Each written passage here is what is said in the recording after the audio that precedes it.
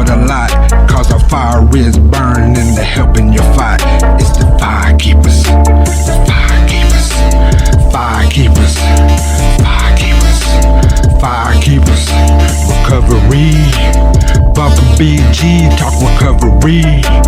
Fire keepers, fire keepers. Welcome to Firekeeper Recovery. I'm Brant Grant. Bumper Smith. Thank you for joining us today, and we're just going to check in real quick. Man, I had a pretty good week, and this past weekend I actually got an unexpected trip to go to Duke to take my aunt down there to visit her husband who had a liver transplant and doing good as I saw as we visited. Yeah, when you start seeing that personality come back and he's doing the little goofy jokes and like, man. It's like that life returns. Yeah, so man, that made me feel good. And his granddaughter got to see him, so I think it made her feel good so she can carry it back to the grandkids. That's awesome, man. Yeah, it's just good medicine for the family. Yeah. Now she can share it with them, and like I can share it here with you. Yeah, it just was a good trip. It took 4 hours to get down there and 4 hours to get back. But hey, it was worth it, man. Feel good today. Gonna carry it on to the week. Yeah, the positive. So yeah. How about yourself? Yeah, man. Same as always. You know, it's a good week. My routine's solid. I love the type of work that I do, and I enjoy working with the people that I get to work with. Weekends are pretty awesome. I spend a lot of time at the river with my kids. Because it's fucking hot outside. Yeah, just that rock solid routine that I have. I mentioned this before. It's so solid that even just a little variation in it or deviation from it, once in a while, is no problem. Because I know I can always just pull back and be right back in my routine. Heck yeah, I can count on it. Heck yeah, so going on with that, with your rock solid routine, that didn't come all at once though, did it? You had to build up to get that solid foundation that all this is built on. Yeah, so one of the most important things that I did early on, especially when I was in residential treatment with Conwood E, shout out to my homie Cody T. Yeah. It was a lot of introspection, a lot of taking a hard look at the choices I made, what I knew I needed to hold myself accountable for. Yeah. And be able to figure out a way through counseling and therapy and medications, how to heal from the things that wounded me and even others, and try to have at least some sort of direction in my mind of like where I need to go moving forward. I know when I got out and came back to the res, one of the big things that was, it kind of had like some time, not I wouldn't say difficulty, but it was a challenge, was downtime. And this notion of like, I'm bored, it's boring. All I'm doing is just hanging out at home. There's nothing to do, I'm bored, just whatever. Yeah. And, it wasn't until, and this didn't come to me right away, but, eventually I came to understand that it wasn't actually boredom. It was just peacefulness returning to my life, because I was so used to a hectic, chaotic way of living. And to transition from that to not living like that, not necessarily having a whole lot going on early on in my recovery, but just not having something chaotic going on all the time, it allowed me to really just more introspection and solidify, what boundaries I knew I needed to maintain moving forward. Yeah. Things maybe I thought I could be flexible with, but really I couldn't be.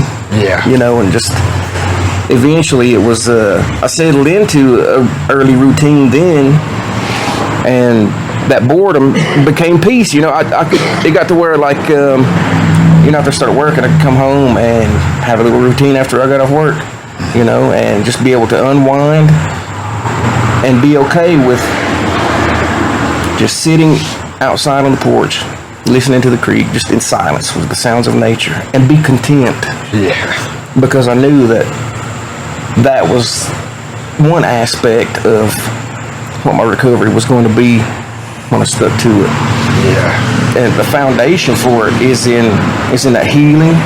It's in learning new ways to cope with, you know, my emotions or whatever it was, that decisions I needed to make, or that introspection I was talking about. Yeah. You know, it wasn't easy. You know, it was. I was hurt throughout my you know, time in active addiction and even into recovery, and I knew that the way, you know, I was hurt, but also I hurt others. Yeah. And it sucks. And the guilt and the shame and the pain was like, it was just heavy. I mean, very, very heavy. And to shoulder that and to be able to pick out what I was actually accountable for and responsible for, you know, took some time. It took talking with a therapist, going to support groups, and just along the way I figured out, okay, these are the things that were really mine. Yeah. To take the blame for. And here's what I can do moving forward about it. Some things, you know, they're in the past, you can't do nothing about them, even moving forward, but I knew that the only way that I could make those things right was to do my absolute best to never repeat those things. You know, some are more simpler than others, but it took a lot of behavioral changes in my thought processes, you know, opening my mind up to new perspectives and really just change my outlook on life, change what I believed about myself. You know, if a person has a negative self-opinion, it's going to be difficult to really move forward and be productive or successful in recovery, because you have this limiting self-belief of like, you don't deserve anything good happening to you. Look what you did, you piece of shit. Yeah. You know, and that stuff it's not helpful. You know, it doesn't matter if it's even remotely true or not. Right. It doesn't. It's not helpful. You know, so if you have to hear it from everyone and everything else, at least don't tell yourself those things. You're right.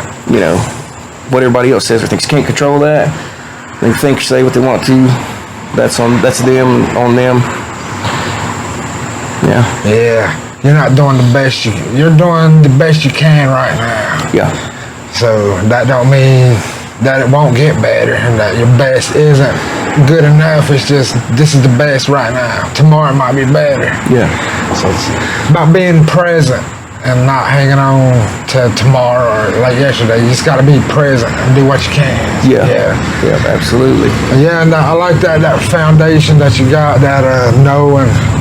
And that gets back to basics too, knowing like your triggers and things. That's the little basics at the beginning. If you're in early recovery, that's your foundation you're building. So when you do have 5 years down the road, you know when something's happening, that's like you have that plan of attack for situations. And then when new situations arise, you have the ability to evolve. So yeah, like.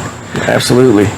You know, it's knowing what your triggers or activators are. Yeah. Is part of that introspection. You know, it's a pretty broad spectrum of things that you have to be self-aware about. Mm-hmm.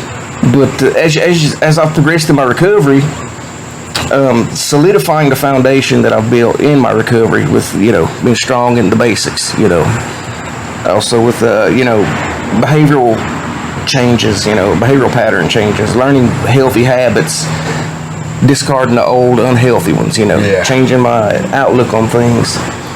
Even, you know, life in general is gonna sucker punch you sometimes, you know. Yeah. Sometimes things come because it's a series of choices that you made, and that's the result, you know, it's a negative result. Yeah. Or sometimes, you know, you're kind of blindsided with something you didn't see coming.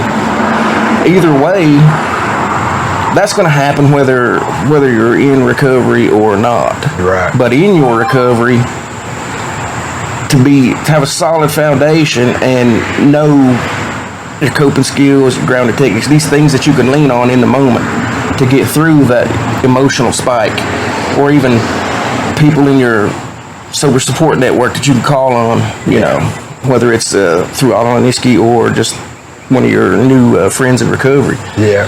Having those things. So whenever things like that happen, whether it's you know, losing a job or having to move on from something, you know, some things are easier than others, of course, but to know that a return to use is not going to add anything beneficial to your recovery. It's going to take away from it. It's going to add more shit on top of what you're already got going on. Yeah.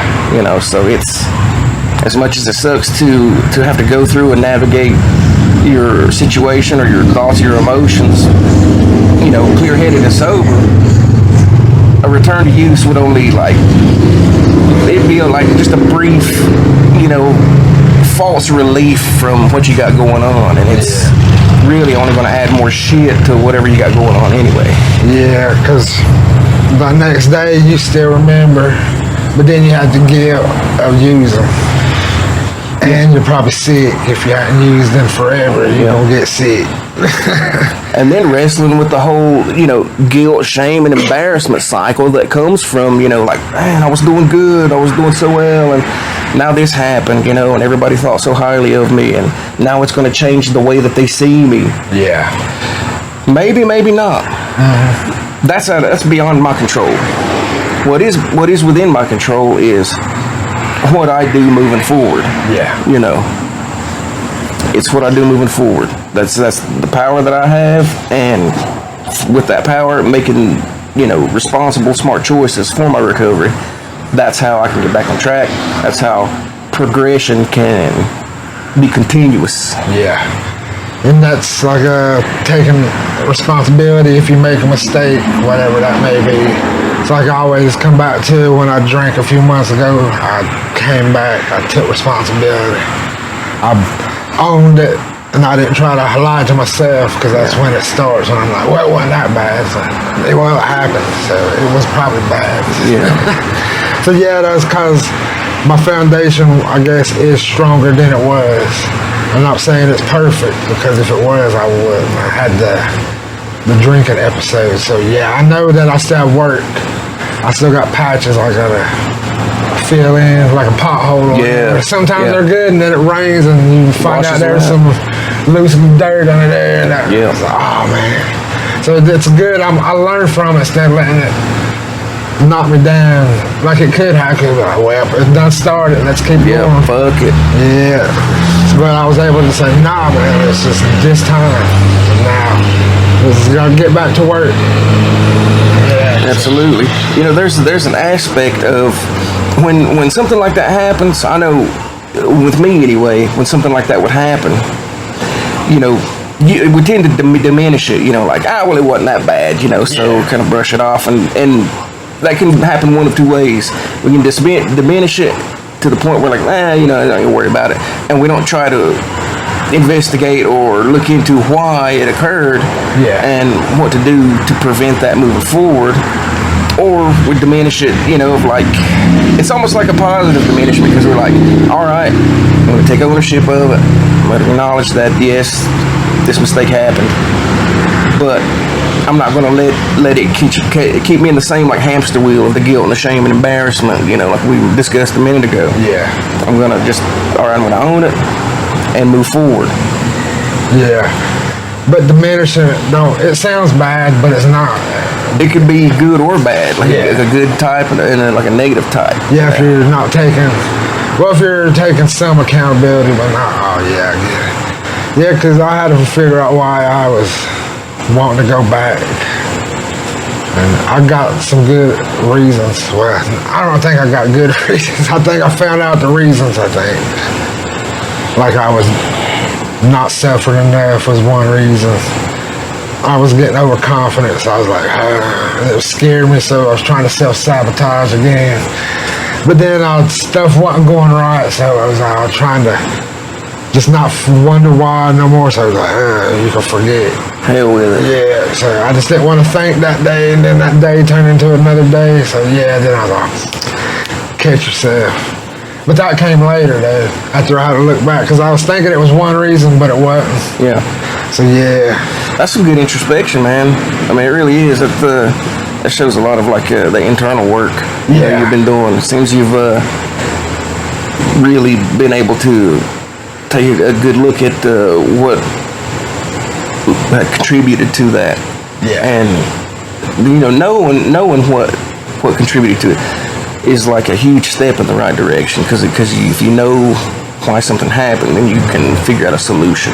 Yeah. And preventative measures going forward. Yeah, so next time I start feeling that way, like if things don't go my way, I can know that be patient.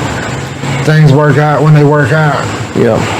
And just like my recovery, it didn't come in a day. It came 5 years now. Yeah, man, that's a huge thing, you know. Probably after the first time I got out of treatment, residential treatment, I kind of had the mindset of like, all right, well, I'm not using anymore, so everything's just going to fall into place and everything's just going to magically be great. Yeah. You know, I didn't do any of the internal work. I didn't really have a plan, or, you know, not even vaguely of like what I wanted to do moving forward, you know, not even with, you know, the next 2 or 3 months. Yeah. And so it was, you know, within no time, I fell back into old routines and old associates and right back to square one, you know. Yeah. Yeah. That's like having a reverse rat plan. It's a withdrawal, run towards plan. Yeah. If not having a plan is the plan. Yeah. Yeah, it's falling back on what's familiar to you, no matter how dysfunctional it is, because as crazy as it seems, it's that familiarity that feels like safety. You know what I'm saying? Because it's predictable. You know, even though it's a bunch of chaotic shit, I still know how it works and what's gonna happen. You know, this, that, and the other.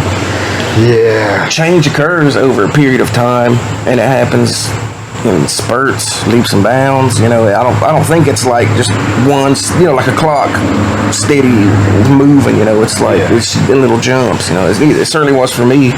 Yeah, that's like one of the things that helps me stay, my foundation stay stronger, is being okay with being by myself or whatever. Yeah. Able to have them thoughts and not let them consume me. I'm able to have them and maybe not stop them, but at least evaluate them and see why I'm having them instead of running from them now. Yes. And that probably, what's that little saying you like to say about boredom? You know, when your boredom transitions into peace. Yeah. You know, it's that when you're alone with your thoughts, when you're alone with your own mind, and especially if you've been in jail, you know, like in a cell by yourself, it's just you and your fucking mind, and it ain't no fun. That the whole point of grounding techniques and meditation, you know, like Zen Buddhism and stuff like that, it's to distract that incessant flow of thoughts, because it just goes here, there, everywhere. It's just random, like a gnat buzzing around. That's how directionless it is. Yeah. But you know, these techniques are to help you, like, at least get little gaps in there where you can kind of resettle. You know, you settle down or regroup, or even just a break from that mental noise. That's what it is. Yeah, like being in the now and the present. I guess that's why they do the one where you smell something and feel something. Yeah, it's just being in your experience now. Feel your shoes and your feet, you know, yourself in the chair, you know, your breaths, you know. Yeah, because if you do, as soon as you start thinking about that, you're not thinking about what you was thinking about. Yeah. So, it's like interrupting that incessant stream of thinking. Yeah. And that could be anything. You can have... Let me see, how was I going to say it? Okay, because I stole this. Well, you know, this is not mine. You can have consciousness without thoughts, but you can't have thoughts without consciousness. Consciousness is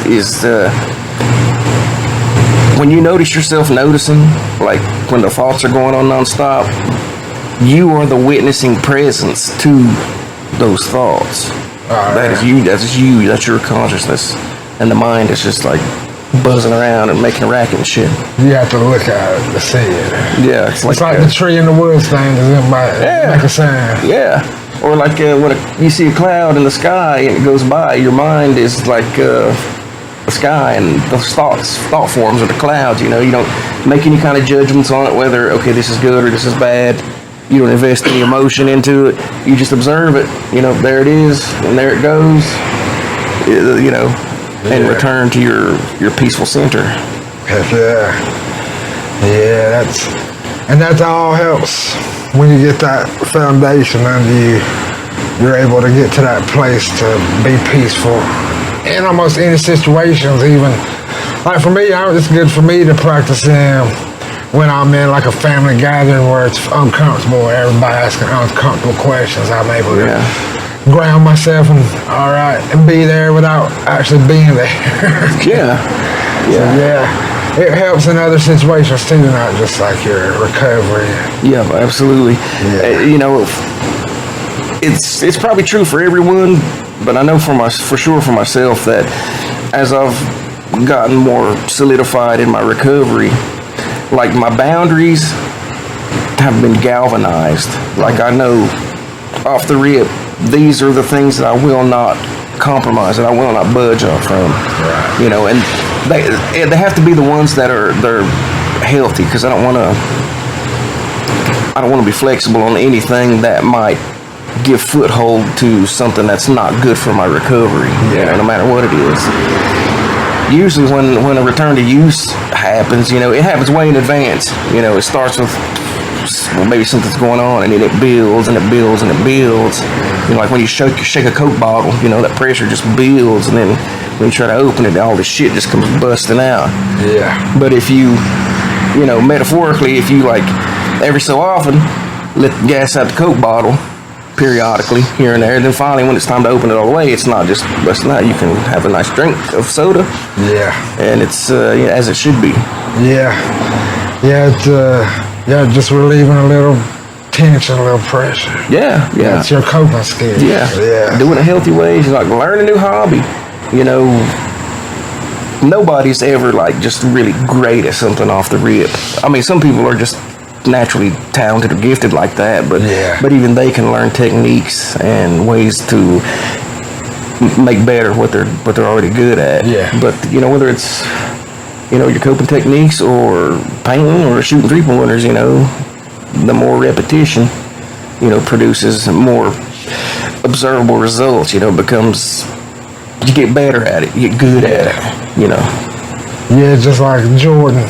He was all dunks and stuff. Then he went to the solid Pistons. They made him get stronger. Yeah. So then he was a better shooter. Yeah, and then nobody could stop him. That's right. Once you adapted to everything. And like later in his career, when like his physical abilities were like started to diminish a little, he had that little turnaround jump away or fadeaway jump shot that fucking nobody could block it or stop it. And he sinked that shit every time. Imagine how much time he spent in the gym perfecting that. Yeah. Because, it didn't matter if the dude was like his height or taller, Kimbe or Spud Webb. There was a little move, faking and turn around and jumping away and like shoot it over him like it looked like a U. Yeah. He'd drop almost every damn time. Yeah. That's what we should do in our recoveries is practice. Even though it might not need it that day, you might need it tomorrow. Well, not maybe practice is the wrong word. Maybe it ain't, but it's like remember always having rehearse it. Yeah, your rap plan or whatever you may need to just like always know what it is. Yep, absolutely. I mean, hone the skills that you already have, but don't be afraid to learn new ones and work on honing those also. Yeah. Because everything that you have in your recovery toolbox, even if you don't think, I don't use this that often, but I know it, there may come a day when that's the one you have to lean on. Oh, When all the others are the ones you got your favorites, the one that work best for you pretty much any time. But when those don't, there might be something that you take out of your recovery toolbox, and it's one that you don't really use that much, but you're familiar with it and and it fills in the gap, and it gets you through whatever it is in that moment. Yeah.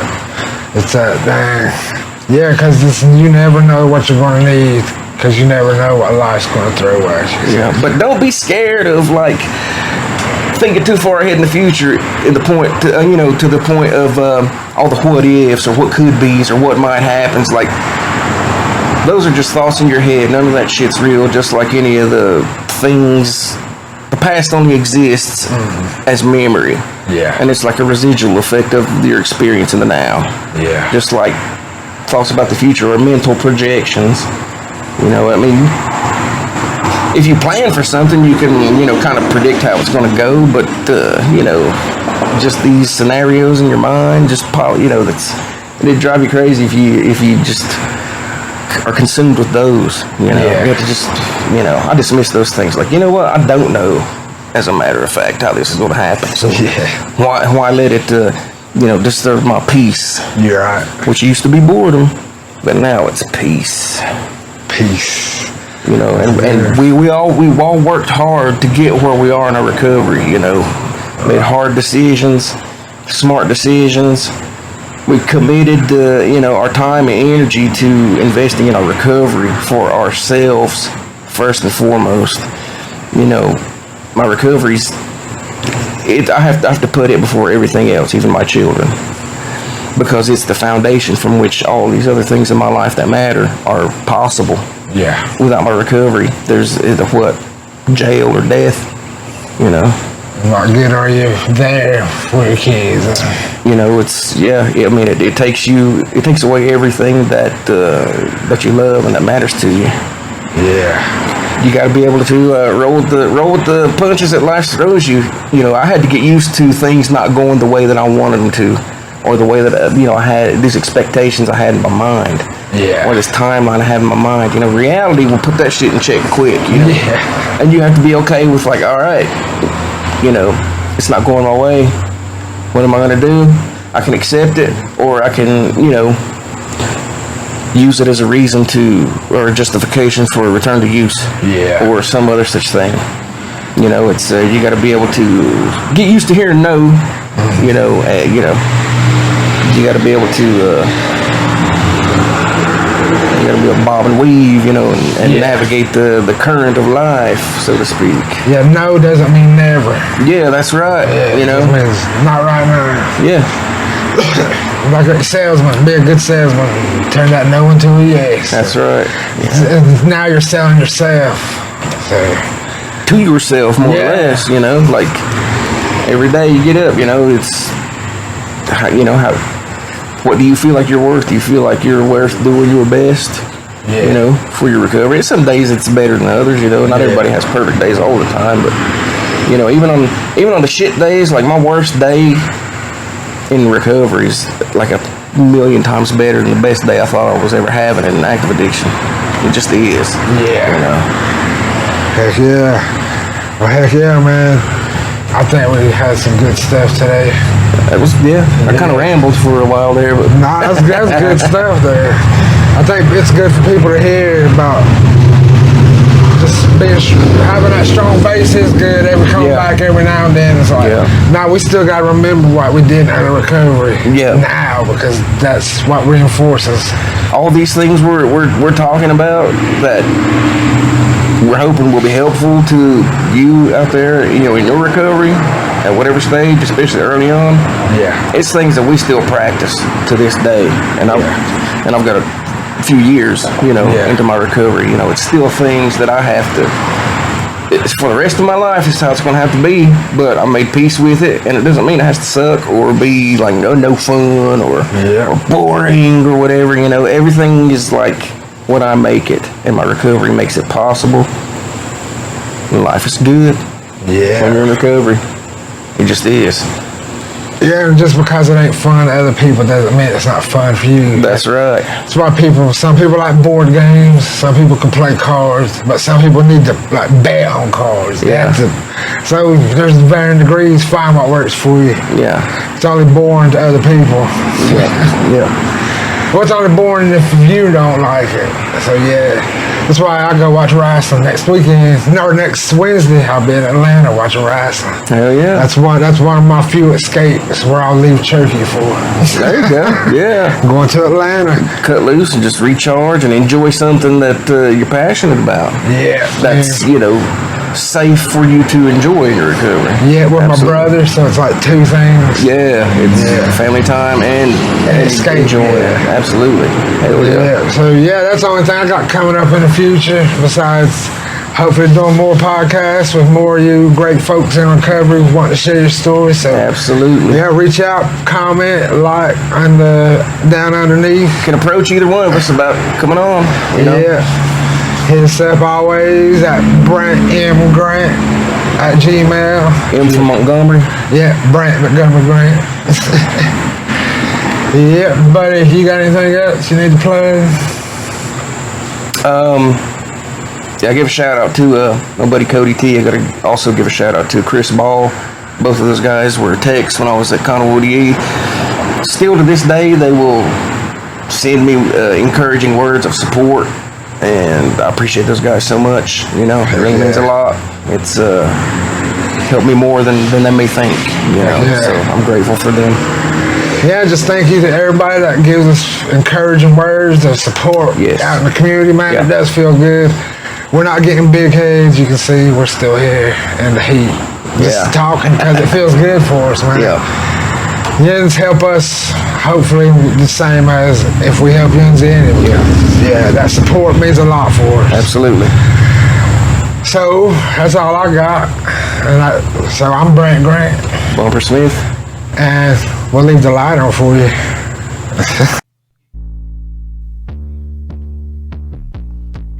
Eastern Bay, Cherokee, Firekeeper, Recovery, we them Firekeepers, the Firekeepers, the Firekeepers, the Firekeepers.